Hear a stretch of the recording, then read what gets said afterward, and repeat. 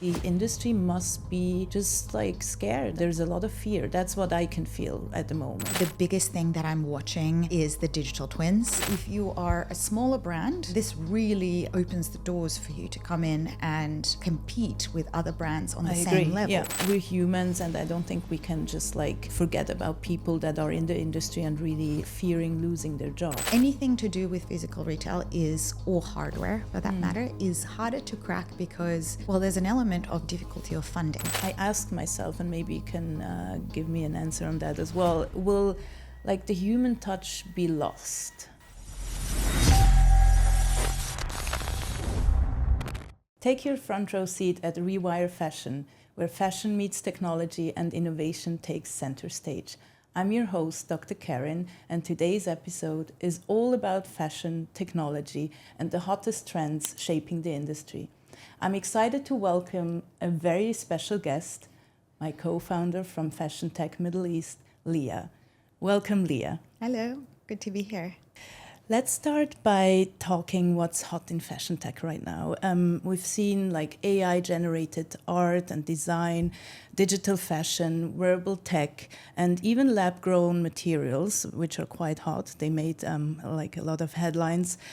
What's been grabbing your attention most recently? What's most interesting from your perspective?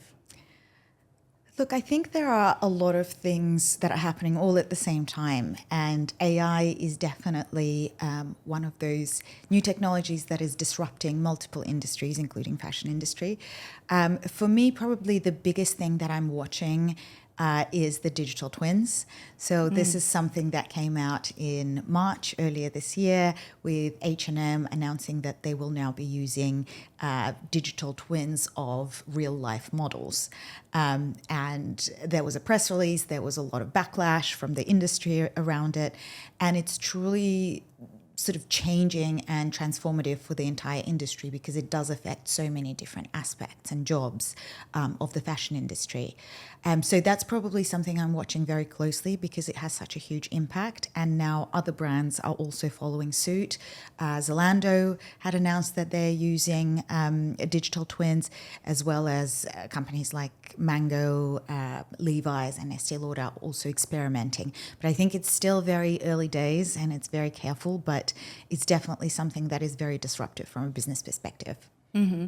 Yeah, I mean, that's very interesting. I mean, H&M is a big company, right? And they announced that. So what do you think? Will other companies, like bigger companies or fashion brands, follow H&M's path as well? Or what do you think?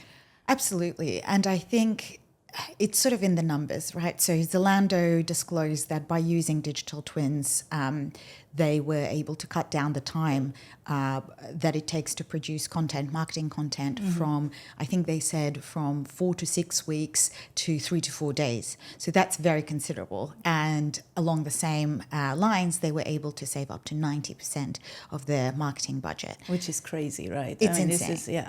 And especially in a time when we're moving so quickly with different trends and we've sort of moved away from maybe the traditional 4 seasons and it's almost like monthly drops and different seasons, the trends are coming and going. So for a company that is moving fast like Zalando, like H&M, this makes a huge difference in terms of the bottom line, in terms of the volume of content that they can produce. So I think it definitely makes sense. And I think there are 2 parts to it. One is the savings and how quickly you can generate those efficiencies. And the other is the backlash and the impact that you are having on the broader fashion industry and the people that are involved in the process. Yeah, which is a very important topic, right? The backlash. And it's basically, I mean, on the one hand, we have the opportunities, which you just highlighted, the cost saving, the efficiency, time, obviously, which plays a big role as well. But then on the other side, we have the ethical issues, or the ethical challenges. What do you think about that? What's your take on that? I think for me at the moment, there are a lot more questions than answers. Yeah. Obviously, in the shorter term, the upside is obvious. However, in the longer term, it's unclear how these new developments will be applied. So one of the things that you and I have discussed at length and that I'm very passionate about is the longevity of these models, right? Yes. So Do they age? What happens? What are the legal implications for the actual real life human who is behind this digital twin? Who owns it? And we've seen in the announcement, H&M said that they were allowing the real life person to own the rights to this digital twin. However, it's not a fact that every other company will follow suit and do the right thing. And even whether it is the right thing and what is the legal structures around it and what are sort of the ethical concerns. So those are the things that I'm very keen to see how it evolves, but definitely the longevity is something that I'm very interested, because the evolution of a model in the fashion industry is people get older, models get older, they get replaced by younger fashion models who are coming in, and that's sort of your circle of life. So what happens if we now have these digital twins who don't age? It creates a very interesting predicament, I think. Yeah, and also like models could have like several digital twins over years, right? I mean, they age, so maybe they have a digital twin of their 20s and then of their 30s and maybe of their 40s, etc. And that would be quite interesting to see how like the market respond to that, and also the fashion agencies, the model agencies. Like we didn't talk about that, right? But at the moment they're actually the gatekeepers, right? They own, so to say, the models. So they, so you as a brand, you have to contact them, and then you have to book the model through the agency. Do you think they will just be like cut out as middlemen, or what do you think? Potentially. I think there's still room for agencies to operate, because it still needs to be project managed, and the deals still need to be negotiated, whether it's a digital twin or a real life model. An important role of these agencies is negotiation of these contracts. How long, how much, etc. For me, I think what's interesting is the changes. So for example, if a model puts on weight. Is that a contentious issue? Is that something that is reflected in the contract? Who then controls this? Do we reshoot the digital twin? Because the way that they're currently produced is by taking a huge number of photos of the real life person and then creating this very hyper-realistic version of the digital twin. So those are the things, I think, the little pitfalls that we haven't really come across yet, because it hasn't been long enough. I mean, it's only came out in March. Correct. So it would be interesting to see how it evolves and how it kind of pans out from here. Yeah, I mean, you mentioned age, but also weight, right? Yes, exactly. What else? Like hair color, haircut, whatever. I mean, haircuts are probably easy to replace. You can just like basically shoot the face or just replace the hair color or haircuts. But what else do you think could be like, talking point, or just like something that fashion brands or even like model agencies haven't considered yet, because it's so new, so recent, right? Well, one of the things that I think the brands have been facing in terms of backlash is the jobs that are being replaced through this. So obviously when you have a marketing budget, you might be shooting on location, or you might be shooting a catalog, and these processes involve multiple people. I mean, we're not just talking about models, we're talking about makeup artists, we are talking about stylists, we're talking about catering companies that are producing the food and catering these events, right? So the ripple effect is actually quite extensive. It's massive. It's huge. And I think that's what we haven't, and even post-production. If it's a digital twin, then there's probably not as much post-production involved, there's not much lighting that's involved. So those are the things that, again, we haven't quite felt the impact of yet, and how the broader creative industry will be affected in terms of jobs. So I think it's a general theme, not just in fashion. The theme of AI taking jobs is very pertinent. So I think in this case, very much so. Yeah, correct. I mean, who do we have on set, right? If you have like a shoot, we first of all have a photographer, then we have a makeup artist, or even like two different people. Then we have the caterers as well, the catering company. Who else do we have? Like all the assistants as well. I mean, it's a big crew, right? And all of these people, they would actually just like either lose their job, or just not have as many jobs anymore, right? Because model or like brands, they're basically hiring AI models or digital twins. I mean, I don't even know if we can say hiring, because it's basically just as a licensing agreement, right? You get the licensing rights to use this particular model, and you pay a fee, and that's it, right? And then you can more or less do whatever you want. I mean, obviously, this is all probably written in a contract, right? What you can do and what not. But yeah, it's quite interesting and also quite scary. And I believe like the industry must be just like scared, and there's a lot of fear. That's what I can feel at the moment. Absolutely. And I think there's also the element of the digital twin being able to be in multiple locations at once, right? So if a model is shooting the seasonal campaign somewhere on location, then it wouldn't be necessarily the same model who's shooting the catalog of products. So you would then have two different shoots and two different setups with two different teams maybe shooting it. Now, we don't really need that. So you could negotiate in that license agreement that the same model will do both. And I don't know if it will work that way or not. But again, you are sort of eliminating a huge chunk of what used to be sort of a project in itself. And that's quite concerning. Again. Yeah. But on the other hand, I would argue it's kind of like sustainable as well, because the whole crew, or like the models and the whole crew, they don't have to travel to like around the world basically, because you just do everything on your laptop, on your computer. So this is like, there is a sustainability aspect of it as well. What do you think about that, about this argument? I agree with that. I think there's a sustainability aspect and also lowering the barrier to entry. So if you are a smaller brand that doesn't have the budget to do the shooting and the photographers and the whole sort of production, then this really opens the doors for you to come in and compete with other brands on the same level, right? Yeah. So sustainability is definitely one part, but also democratizing the industry is another part. And the industry was democratized when we saw, direct to consumer, DTC, sort of taking place. And I think it will continue through this introduction of digital twins. So I think very interesting space to watch, and the implications are yet to be understood. But there's definitely positives as well, for sure. Yeah. No, I agree 100%. I mean, when I started my brands, obviously I was really on a low budget, and it was very, very difficult to find like good photographers, because still I actually wanted to get really high quality pictures. So if you have like a beginner photographer, maybe this person is cheaper, but then at the same time, the quality of the pictures are not that good.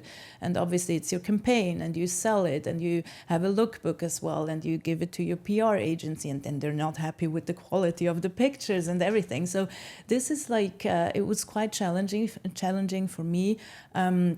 Having my own brand, like booking a good model as well, by the way, is a big issue as well. Like younger models, but unexperienced models, it takes longer to actually get the picture that you want, right? And it's quite challenging. And then also hair and makeup artists, so you need a good one as well. And they cost, right? They're quite expensive. The more experienced they are, the more expensive they are, which makes sense, right? But then as a small or young brand, it's super challenging. So what most of the brands did, that I was also like, I was part of a fashion group in Switzerland, they would just like ask their friends to do it. But then the quality sometimes is not where I want it to be, because I wanted it to be very like polished and very high quality, because I didn't want to compromise on the quality, right? So which meant I had to spend more money, right? So for me, I mean, it would be, I would use an AI model to get like this really high quality polished pictures, So do you think then we would lose some of that magic? Because a lot of what we've discussed so far has been around the business side and the efficiencies gained and maybe, the bottom line, etc. So do you think the creative process in itself, you've been on sets, you've been on shoots and shooting your own campaigns.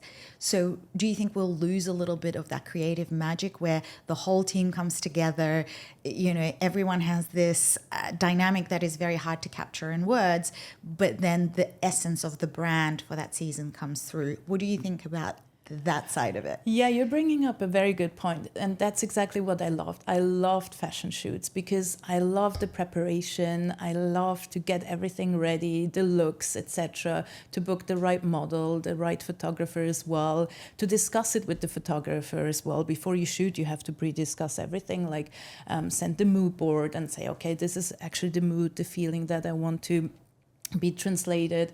And then, yeah, the makeup as well, which is very beautiful. I mean, we discussed like what colors, what style, the hair as well. So this will definitely be lost. And I enjoyed, I mean, one of my favorite parts, to be honest, was the photo shoot because everyone was really in a good mood, but I was lucky. I always had very, very good people. Like the whole crew was always like perfect. But yeah, this will probably be lost, yeah, and which is sad, yeah, and like the dynamic, and then after you completed the shoot, everyone is really happy. There's a lot of dopamine as well. It's the energy, Yeah, right? it's the And energy, it's the question of emotion and 100%. Yes. how these digital twins, they look amazing, but can they emote? Yeah. And a lot of that magic again comes from the model and from maybe the preparation work during the makeup and when all of it comes together, and then she goes to the actual set to shoot. So I think it's interesting to see how that emotiveness, whether we will lose it and it will become a lot more artificial, and perhaps the middle ground is that for seasonal campaigns you still use real life models, but then for your catalogs and lookbooks you will use AI models. Remains to be seen, I think. Yeah, but I think you're mentioning something really important, and it's basically the human touch, the emotion. So I asked myself, and maybe you can give me an answer on that as well. Will like the human touch be lost if we use like AI models, or can we still translate the human touch through AI models or through pictures or through moods? What do you think? I think it's almost too soon to say. One thing that I think is that the creativity and the human touch will maybe have a premium to it. Yeah. Because at the end of the day, different photographers are, they have gained their fame and reputation, not just by producing beautiful images, but by also how they interact with models, how they control the set and direct the set. So I think that human touch will perhaps become more valuable. Perhaps we will unfortunately lose some of the more lesser known photographers maybe, or more junior photographers. I don't know how that will pan out, but I definitely think the human touch will, if anything, in my view, it will become more valuable. It will just be less. I agree. There will be less of it, but I think there will be a premium on it. Yeah, so basically it would just cost more, right? Yeah. Exactly. Mm-hmm. Yeah, I agree with it. And I feel like it would be very sad if the human touch would just be lost, right? Because that's basically what fashion is all about, at least in my opinion. So so you connect with the brand, you connect with the philosophy, with the images, with the story as well of the brand. And if that gets lost, I think it's a big loss, definitely. Yeah. And I think there's still an element of that experiential, right? Yeah. And I think experiential will become more important, and the mood that you experience at a fashion show during a catwalk.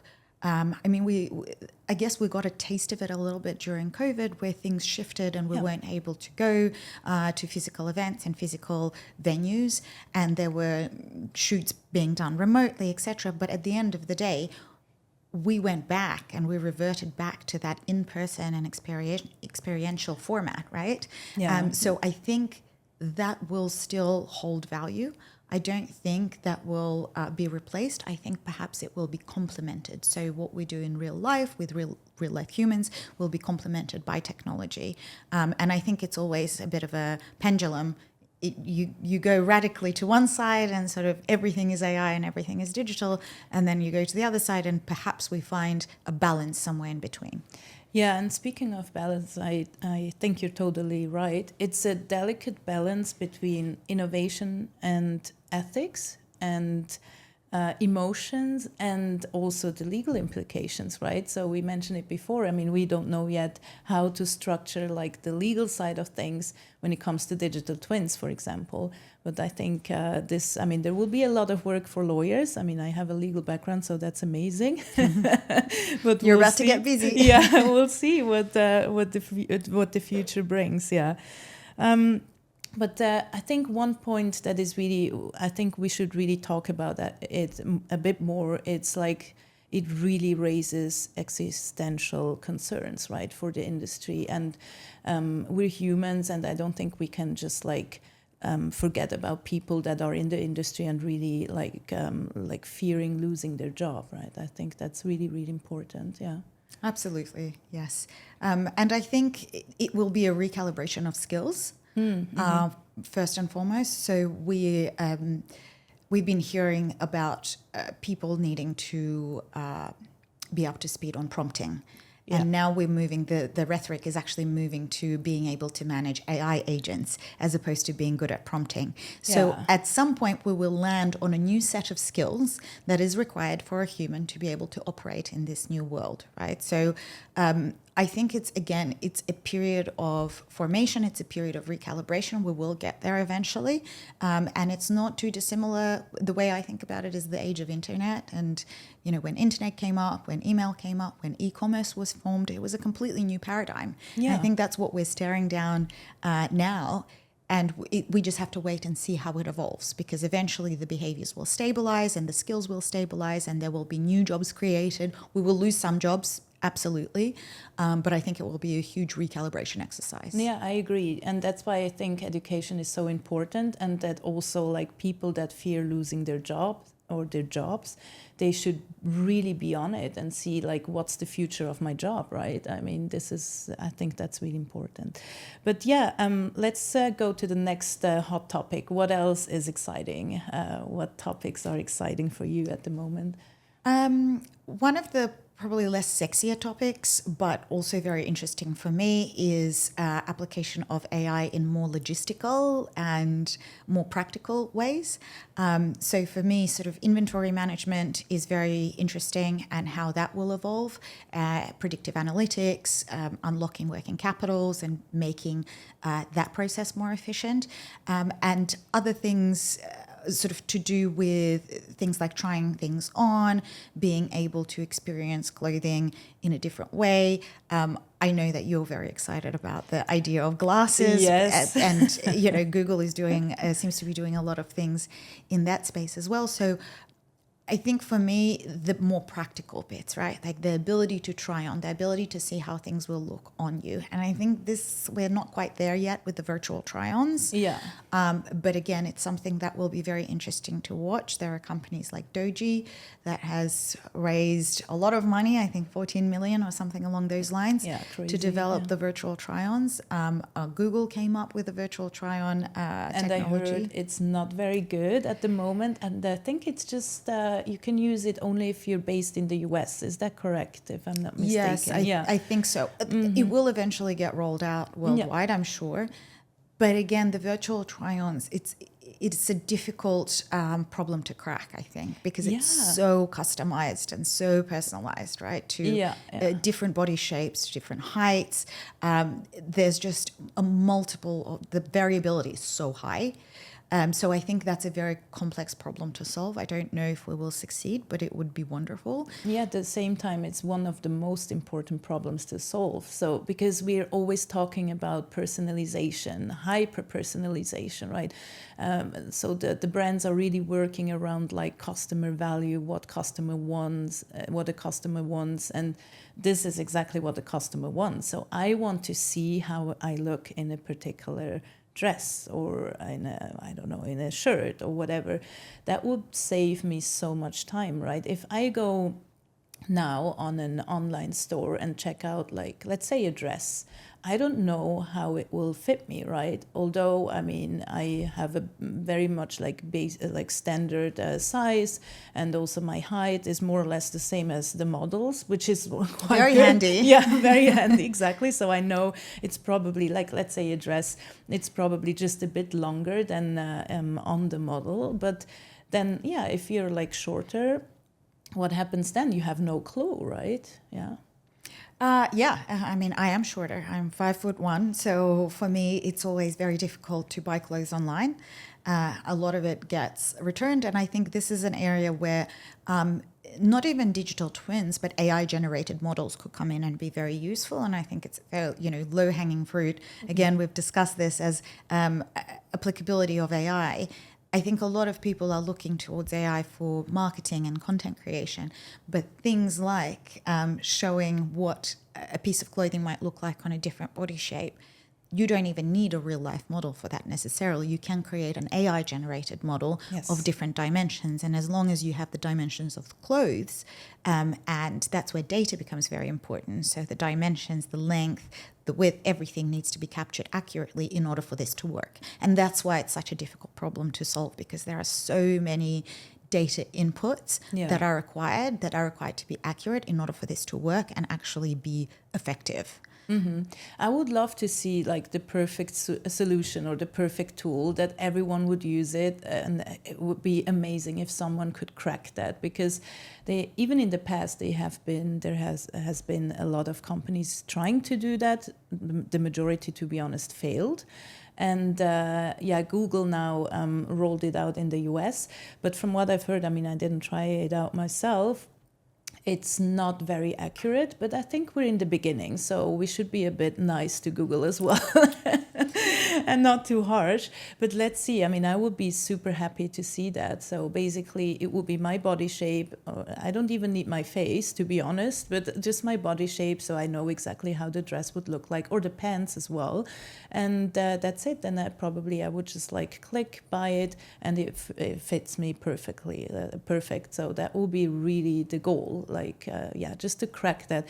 But I mean, we've been talking about like e-commerce, so everything is like oriented, or what I feel is like that AI and technology is always like connected to e-commerce and not really to in-store experiences, which I find a bit sad, to be honest, because it should be like it's kind of like an overall experience. It's an omni-channel approach that brands are actually, they've been doing it for many, many years, but they tend to forget that AI could also be used in stores. What do you see? Like, are there any like interesting solutions, or maybe you have a vision for the future store?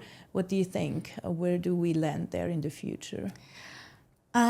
Yes, I think it's very important to innovate in the physical retail space. So I think even leaving AI aside, when e-commerce came in, it unlocked opportunities for a greater level of personalization than what we see in retail and in physical stores. In what way? Maybe you can give an example. So, for example, matching. Like if I bought 3 white shirts, perhaps the algorithm, it can already recommend, or you might like this, you might like a skirt to go with this because the color matches, or you might like another white shirt because you seem to be a fan of white shirts, or jewelry, or bags, or whatever. And we already see that in apps, right? Yes. So it's recommendations based on what you have purchased before, based on what you've liked and added to your wish list. So we do not have that in the physical retail space. And I think it's anything to do with physical retail or hardware for that matter, is harder to crack because, well, there's an element of difficulty of funding. So when it comes to venture capital, for example, a lot of the times it's much harder to get funding for something that is hardware based because it's a higher risk. So for you as a startup that is trying to solve a problem, to get funded for hardware, in general terms, will be harder than for software, because software is highly iterable, highly scalable, less risky. There is no complicated supply chains. It's just your developers who are developing this product and can adjust it at any point in time. So that's why I think, this is my view, we're seeing less innovation as it relates to retail. However, there are now companies that are trying to crack that. Still very early days. I know a company that is trying to solve for the VIP, VIC experiences. Okay. So they're creating a platform that will allow a customer to let the store know that they're coming in, and all of their data comes up. And so it's kind of bridging loyalty and experiential yes. for the retail spaces. And it's not a complicated vision, but it's something that is needed, because at the moment, if I come into the store assistant will not know who I am, if I shop there frequently, what my favorites are, what colors I prefer, what sizing, etc. So that's what they're trying to solve. And the other thing I believe they're looking at is also incorporating glasses and how. Yes. But glasses is a whole new can of worms My favorite with topic, privacy right? and consent, etc. to being recorded and whatnot. But that's something that they are looking at. So I don't know if I'm allowed to name the company. Sure. Yeah. So the company is called Immersify. The founder is Australian. She's based in Jamaica, and I think they're running a pilot with one of the fashion companies in Jamaica at the moment, a store around loyalty. So they haven't kind of got to the glasses part yet, but they're exploring that. But I think that basic level of even engagement on a loyalty level, any innovation in retail space is important, because we don't have much at all. Exactly, and that's what I observed. There is not much. So people, or let's say brands, and also companies, startups, they're all focusing on e-commerce or online. So it's always online, never offline in stores, right? Which I think it's a mistake, to be honest, because still a lot of people go in stores, right? They want to have the in-store experience, or maybe they go online first. They check out what the brand has online. Then they like the piece, the bag, the jewelry, but then they want to see it in stores. Like, how is it? Even a dress. Sometimes I just want to touch it and see how it is or how it feels on my skin. So I think that's a very important element. And I might not buy it in stores. Maybe I go back home and order it online, right? But still, the in-store experience is really important. So it would be interesting to see if you could, or if brands or even startups could translate the online experience or the data and translate or take it over to the in-store experience. So when I arrive in stores, they already know that I was checking out this dress, this bag, this jewelry piece, and then they could just recommend me and support me way more personalized based on the data they gathered from my online or e-commerce experience. Exactly. Obviously, it has to be connected to my account. That's a given. But this will be super interesting from my perspective. Yeah. And you mentioned wearables a lot, and I love wearables. I love glasses. I love sunglasses. I love correction glasses. I love crazy glasses. Anything. And there is.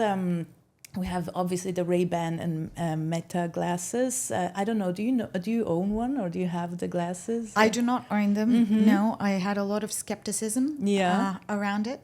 But I think, again, it depends how they're applied, right? It could be questionable and slightly creepy, or it could be very useful depending on the use case and the application. Yeah.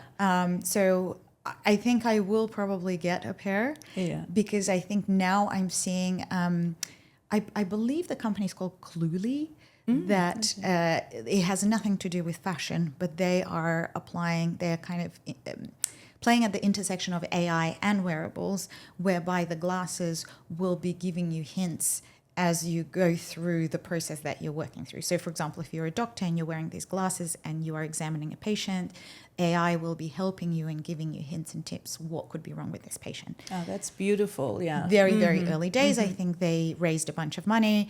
But again, let's see how it can be applied, because the use cases, I think, can be used for good and for bad. Exactly. I mean, we know the Meta glasses, basically you wear them and they look like normal Ray-Ban glasses, right? Yes. It's very, very hard to detect that they're actually Meta glasses and filming, or even taking pictures of you. Then we have the Google glasses as well, right? So Google announced that they are working on it, and also other tech giants are actually investing in glasses, which is an indicator that glasses will become even more important. And I believe not only for fashion, I mean, you mentioned also other industries, but I think particularly for fashion, it could be interesting. Let's say you wear the glasses, you go to the store, so you're in store, and then you see all the information like material, prices, whatever, like anything, even like if this item is on sale or whatever, if it's on stock, or if you can order online because it's not in stores. So I think the potential is huge with glasses, and I don't think we have unlocked it yet, even with meta glasses, because I think they're limited. So basically meta glasses right now are used to, I think mostly for social media, right? You film, you have video clips or whatever, I mean pictures, or I think there is also voice. Yes, you can hear. So Janie Park is someone who uses meta glasses all the time in producing content, and she will do panels. She talks about fashion tech as well, and wearables. Digital is her big thing. So she will wear these meta glasses during panels that she does to give the audience sort of behind the scenes or in front of the scenes. I don't know how it works in that sense, but super interesting. But going back to the in-store experience, so you've mentioned using it as a customer. If you flip it then back to that VIP, VIC experiences that we were talking about, imagine if every person who works in your store, so every member of your staff, is equipped with these glasses. Right. And when the customer comes in, they get a very quick cheat sheet of who this customer is. Have they shopped here before? Which is their preferred store? Which is their preferred color? Which is their sizing? So you can immediately provide this extra level of TLC and customization in store, and make them feel like a really valued customer. So 100%. I think that would be just a huge unlock in terms of innovation and in terms of changing the experience of a customer. Because how many times do you walk into a store where you shop a lot, which is not super luxury but maybe premium, and you don't get recognized, or maybe it will be 3-4 minutes before you even get acknowledged. And that's not good enough. No, that's definitely, I mean, there is a lot of room for improvement, and I agree. I mean, if the salesperson wears the glasses and they even know my name because I'm registered with them and with their loyalty program, they can even approach me and say, oh, listen, we have like I don't know, like a special piece for you, or based on your buying history, we can recommend you this and that. So I would feel really appreciated. And I think like hyper-personalization, especially in the Middle East, is a big thing. And it's even more important than the rest of the world. So I believe that could be quite a nice thing here in the Middle East, definitely. Absolutely, yeah. And I mean, I don't know if you remember, I think it was in 2003, Google tried to 2012. Was it 2012? So I missed. Okay. It was 2012 when Diane von Furstenberg and Google collaborated. Yes. Yeah. So and that was like glasses as well. It was Google Glass. She sent it down the catwalk. And the reason I know about it is because at the time I was working at Diane von Furstenberg in their London studio. And it was a collaboration that was, I think, way ahead of time. I think she was too early. And Diane has always been a pioneer, and she was never scared to try new things. She's, still going, and the brand still exists. Cool. Yeah. But I think at the time, I remember thinking, watching the catwalk and thinking, wow, I don't know how I feel about this. Because at the time, it was all super curated, very polished catwalks with a whole story. I mean, it was, the time when McQueen and, we're doing this elaborate fashion shows, and everything was just super polished, right? So all of a sudden, she sends down models in Diane von Furstenberg dresses with this strange-looking glass on their faces. Very techy, extremely techy. And the aesthetics wasn't really there. It was definitely a piece of tech. And I think this is now the next iteration. Interestingly, a decade on, we are now again back to, and I think the technology is now more sophisticated. it allows for more experimentation. So let's see where it lands. Yeah, and I think it's beautiful to see that Diane von Furstenberg was so like a pioneer together with Google. But I don't, as you said, the market wasn't ready at all. I think the market is ready now, but also the aesthetics is way different. So if we take the Meta glasses again, the Ray-Ban, so they don't really differentiate from the normal like Ray-Ban glasses. They look almost the same, right? So I think that's really important because you don't want to talk to tech people necessarily. You want to talk to fashion people, yes. people that are interested in fashion, that love aesthetics. So it can't be too techy, right? And that's the big challenge with any hardware, right? Because even if we think to Apple Vision Pro, they're very big, they're very clunky, and there were those memes and video clips of people on the New York subway wearing them and looking slightly strange. It's just not very wearable. It might be very advanced technologically, but aesthetically and practically it's just difficult, which is where the Meta glasses actually win by a mile because, as you say, they look normal, but normal in inverted commas. And I think that's where it's kind of a winning formula, really. Yeah. And then another topic that I just want to touch base is like the digital product passport. That is a big thing coming from Europe, from the European regulator. So this will be, I think, quite groundbreaking in terms of what brands that sell into Europe have to provide, such as like information on the material, like material composition, environmental impact, etc., etc. And I believe a lot of brands are not ready yet. So the laws or the regulation will enter into force next year for batteries, and then like in another year, so the 2027. For textiles, so the textile industry will be affected. So in basically 2 years from now, all the brands that sell into Europe or to European customers have to comply with these regulations.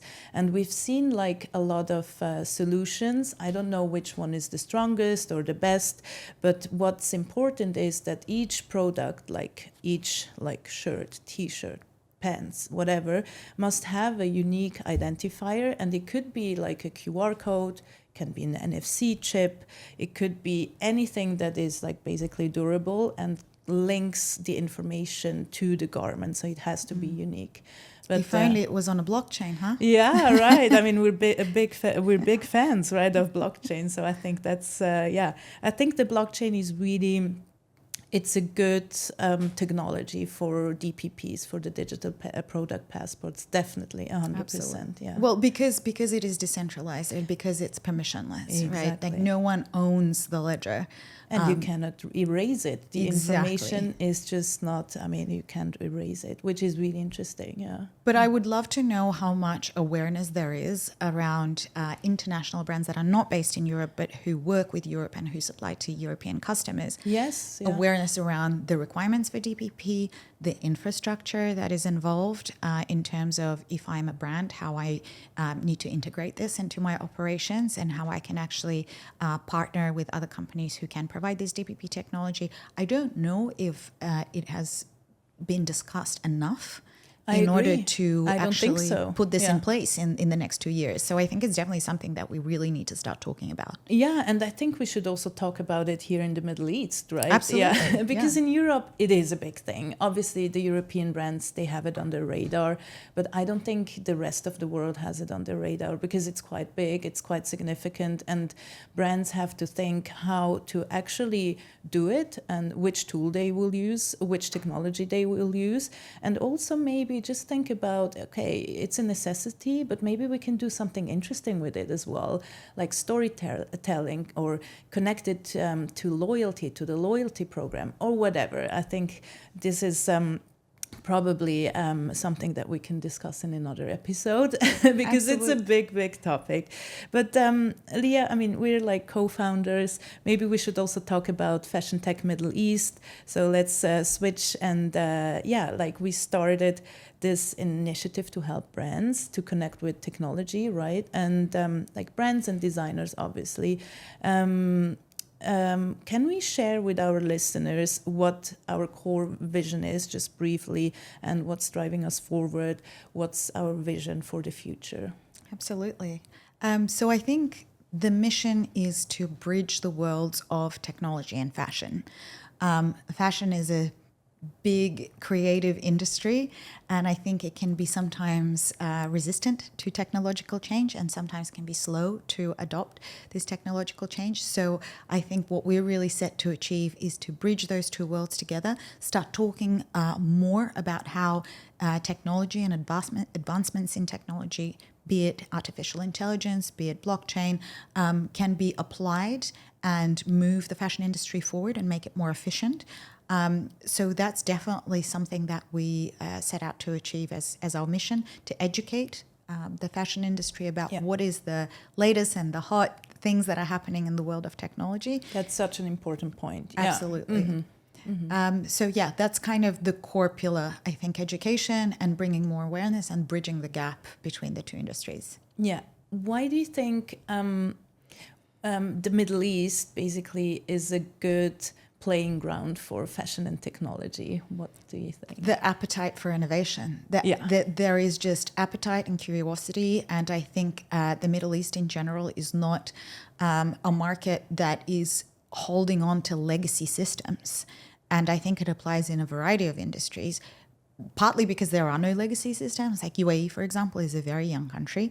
Other countries are different. But there is this inherent desire to be forward and to be progressive. We were the first, UAE was the first to adopt an AI minister and appoint, an AI minister.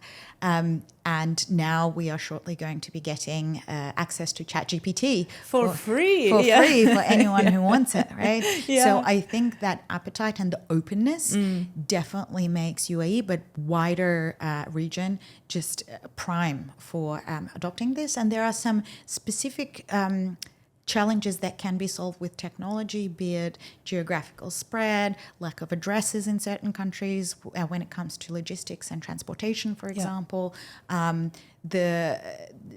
maybe some cultural elements that set the fashion industry apart in terms of artisanship and the legacy of these fashion brands. So I think there's a lot to explore, and that's why we found it so interesting. We wanted to be very locally focused. Yeah, I'm really excited to continue this journey with you and see what's happening here in the Middle East. I really believe that fashion is becoming bigger and bigger here. Luxury is already quite big in the Middle East, but I think fashion is just about to start. There's many interesting local fashion brands and obviously technology. To combine them with technology, I think that's amazing. Yeah, I'm really looking forward to it. Yeah, speaking of local brands, I mean, your earrings, I was complimenting you on your earrings earlier, and you said it was a brand from Saudi Arabia. Correct, yeah. And I love local brands. They're so creative and quite often linked to heritage as well, which really resonates with me. I love that. I think that's beautiful, especially in times where we talk about digitalization and technology, AI, and losing the human touch. I think that's just beautiful to basically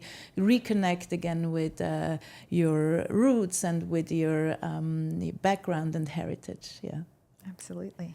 Thank you, visionaries, for taking a front row seat in fashion's digital revolution. If you enjoyed the episode, subscribe on your favorite platform and don't forget to follow us on social media. This is Rewire Fashion, and we're just getting started. Until next time, stay inspired and keep rewiring the future of fashion.